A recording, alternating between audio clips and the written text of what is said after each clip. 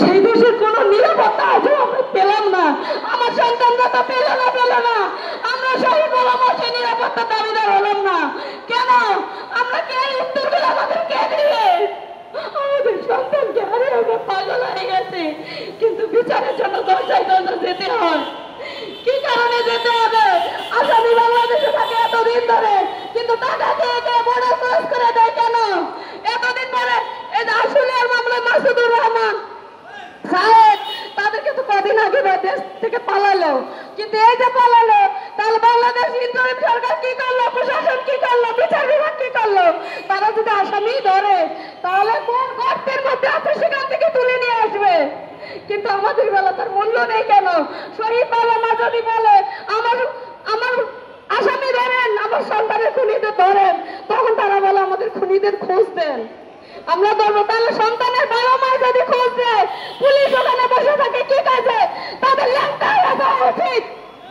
তাদের ল্যাংটা করে রাস্তা পোশাক ফেলেছে, তারা চলে যায়। লজ্জা লাগে না তাদের এসব কথা বলতে?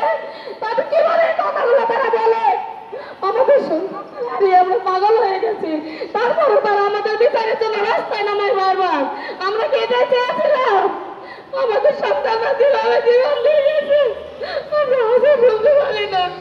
আমার সন্তানকে জীবন অবস্থা পুড়িয়েছে, একটা আগুনের সাথে আমরা সহ্য করতে পারি না, কিন্তু আমার সন্তান পুরো দেহটা পুড়ে ছাই করে দিয়েছে। শুধু আমার সন্তানকে না, আরো 6 জনকে তারা পুড়ে ছাই করে দিয়েছে।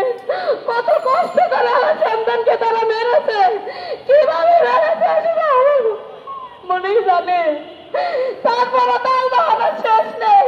স্বজন প্রীতি করে আইন উপদেষ্টা, স্বজন প্রীতি করে বিচার বিভাগ, স্বজন প্রীতি করে পুলিশ বাহিনী, আজও তারা আমাদের মূল্যায়ন করতেছে না, আমাদের সন্তানদের হত্যাকারীদের ধরতেছে না। লজ্জা লাগে না ওদের এই পুলিশ বাহিনীতে থাকার মতো?